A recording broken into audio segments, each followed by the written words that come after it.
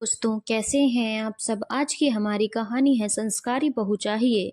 कुसुम पिछले 4 दिनों से एक शादी की रस्में अटेंड कर रही थी।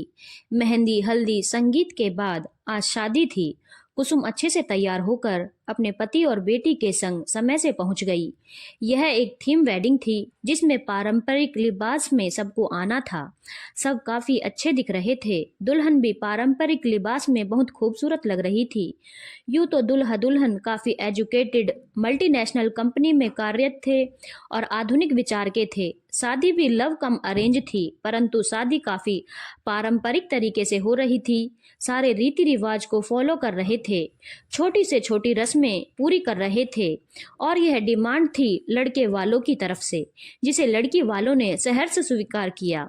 इधर शादी की रस्में हो रही थी और उधर दुल्हन के ससुराल वाले, खासकर जो गांव से आए थे, वे दुल्हन को लेकर आपस में खुसर फुसर करने में लगे थे। वे सभी दुल्हन के हर एक रिश्तेदार का निरीक्षण परीक्षण कर अपने विचार प्रकट कर रहे थे। अरे, यह पारंपरिक कपड़े पहन लेने से बहू संस्कारी हो जाएगी क्या? भले ही कितनी पढ़ी लिखी हो, बहुत कमाती हो, पर देखना संस्कार तो पक्का नहीं होगा। मुंबई जैसे शहर में रहने वाली भला क्या जाने हमारे रीति रिवाज और संस्कार क्या होते हैं। देखना, सेवा करना तो दूर, एक गिलास पानी तक उठाकर नहीं देगी अपने सास ससुर को। नहीं, मुझे तो ऐसा नहीं लगता। उसके माँ बाप तो बड़े भले लोग दिख रहे हैं, बातचीत करने में भी अच्छे लगे। ऐसा नहीं है कि वे अपनी बेटी को कुछ संस्कार नहीं दिए होंगे। हाँ, लेकिन आजकल के बच्चे माँ बाप के दिए संस्कार के अनुसार नहीं, अपनी मनमर्जी से चलते हैं। अच्छा, बाकी सब छोड़ो, मैंने तो सभी रस्में देखी हैं। दुल्हन ने बहुत कम लोगों के पैर छुए, बाकी सबको झुक झुक कर नमस्ते कर रही थी और हाथ मिला रही थी। अभी भी देखा ना, लहंगा का दुपट्टा कैसे लिया है, अच्छे से छाती भी नहीं ढकी है। चलो, जो भी है, भगवान दोनों को खुश रखे। हमें क्या करना है, हम तो शादी में आए हैं तो खाएंगे पिएंगे और आशीर्वाद देकर अपने घर जाएंगे। कुछ इस तरह की बातें कर रहे थे जो कुसुम सुन रही थी, और साथ में दुल्हन के कोई करीबी रिश्तेदार भी सुनकर दोनों को काफी बुरा लगा। परंतु ना कुसुम ने कुछ कहा, ना ही वे उन रिश्तेदारों ने। कुछ घंटों में शादी की सभी रस्में समाप्त हो गईं। अब दूल्हा दुल्हन सभी के आशीर्वाद लेने लगे। कुसुम अपने से बड़ों के पैर छूकर आशीर्वाद ले रही थी और समान उम्र के लोगों से हाथ मिला रही थी, हाथ जोड़कर नमस्ते कर रही थी।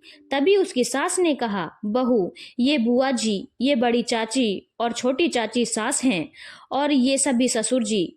तो 5 बार पिंडलियों को दबाकर पैर छूकर इन सब के आशीर्वाद लो। ये वही सब थी जो कुछ देर पहले दुल्हन के बारे में खुसर फुसर कर रही थी। ओके मम्मा, दुल्हन ने कहा।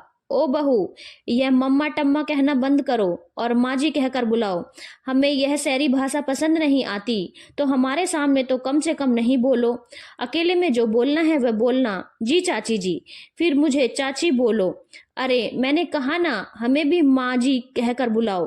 कितनी बार सिखाऊं एक ही बातें। देखो, भले ही तुम शहरी हो, लेकिन अपने संस्कार मत भूलो। सुनकर दुल्हन सकपका गई और तुरंत अपनी सास की ओर देखते हुए माफी मांग ली। चाची सास के बोलने का लहजा सुनकर ऐसा लगा मानो अपने मन की भड़ास निकाल रही हो। बहू, बुरा मत मानना, यह सभी गांव में रहते हैं तो यहाँ की बोली भाषा और तौर तरीके नहीं जानते, इसलिए शांत रहो। सुनकर दुल्हन ने हाँ में सिर हिला दिया और फिर सबकी पिंडलियां दबाकर पैर छूने लगी। इधर दूल्हा सबका आशीर्वाद लेने के बाद दुल्हन के परिवार वालों का आशीर्वाद लेने आया। दूल्हा सभी के पैर छूने की बजाय घुटना छूकर आशीर्वाद ले रहा था। दुल्हन के परिवार वाले जो गांव से आए थे, उन्हें अजीब तो लग रहा था, पर कुछ बोल नहीं रहे थे। तभी दुल्हन ने पूछा, अंकल आंटी जी कहाँ हैं? दिख नहीं रहे, उनका भी आशीर्वाद ले लेता। कौन अंकल आंटी? अरे, अंजू के मम्मी पापा के बारे में पूछ रहा हूँ, दिख नहीं रहे। दूल्हे की बात सुनकर दुल्हन के एक रिश्तेदार, जो कुछ देर पहले उन सभी की बातें सुन रहे थे, उनका खून खौल गया। वह कुछ बोलती उससे पहले ही दूल्हा उनका घुटना छूने आ गया। बस करिए, मेरा घुटना छूने की जरूरत नहीं, मैं यूं ही आपको आशीर्वाद दे देती हूँ। सदा खुश रहिए, आप दोनों की जोड़ी सलामत रहे, खूब तरक्की करिए, जीवन में बहुत आगे बढ़िए। लेकिन क्यों आंटी जी, आप क्यों मना कर रहे हैं? अरे भाई, हमारे यहाँ पैर छूकर आशीर्वाद लेने का रिवाज है, घुटने छूकर नहीं। क्या आपके माँ बाप ने इतने भी संस्कार नहीं दिए? खासकर आपकी चाची मौसी बुआ ने इतना भी नहीं बताया? सुनकर दूल्हे की माँ के साथ चाची भी बीच बचाव करने लगी। अरे बचपन से ही शहर में रहा है तो उसको यह सब नहीं पता, इधर के ही तौर तरीके जानता है।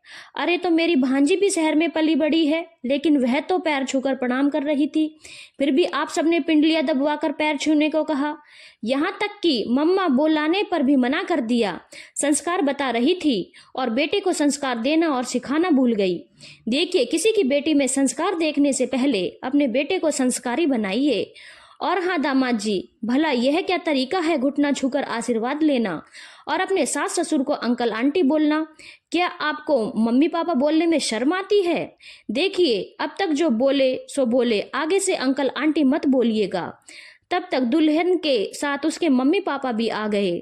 बहन तुम चुप रहो, कैसी बातें कर रही हो, आजकल यही चलन है। ज्यादातर दामाद अपने सास ससुर को अंकल आंटी ही बुलाते हैं, तो आप चुप रहो, मुझे कोई दिक्कत नहीं। हाँ हाँ सही बात है।